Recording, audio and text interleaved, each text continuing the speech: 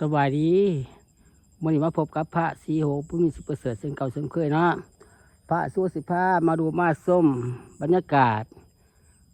น้ำบกไม้ตามทงไห้ทงหน้าเนาะบ่อนนอนเพิ่นกะบกบิดแล้วยังวอนต่ำเนาะก็ทะเลบกแต่หัวไปนะก็ยังอยู่เรื่อน้ำเด้อทะเลบกยังอยู่หัวไห้ไปนะยังเป็นแกงอยู่หัวไห้ไปนะไอ้ทั้งโน่นมันก็บกบิดก็บกบิดปักเสาอีกแล้วทั้งโน่นนี่ก็บกบิดยังหัวไห้ไปหน้าทะเลบกหลังจากน้ำบกแล้วเนาะอยู่ที่บ้านทั้งแห่งเมืองคงสะโรนแข็งสารวัตรเนาะบรรยากาศน้ำท่วมบกบิดแล้วเนาะของบ้านที่ของบ้านอาทิตย์ของบ้านอาทิตย์บ้านที่23บ้านที่23เดือนที่8 2026เนาะไล่เอาบรรยากาศตามตรงไอ้ตรงหน้ามาให้รู้ให้ชมให้FCดาวไทยต่างประเทศเขาดูเข้าชมส่องยูทูบของพระสีโหบุญสิประเสริฐนี่เด้อ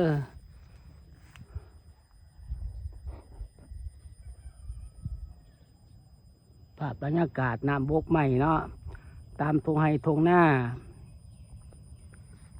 ยังเบื้องรูปฝุ่นแต่ห้อยไปหน้าถ้าได้โบกเนาะยังน้ำกว้างอยู่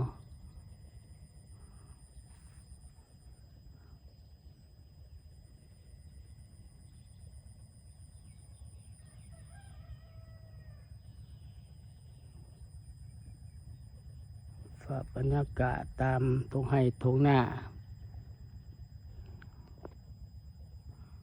พามาดูมาส้ม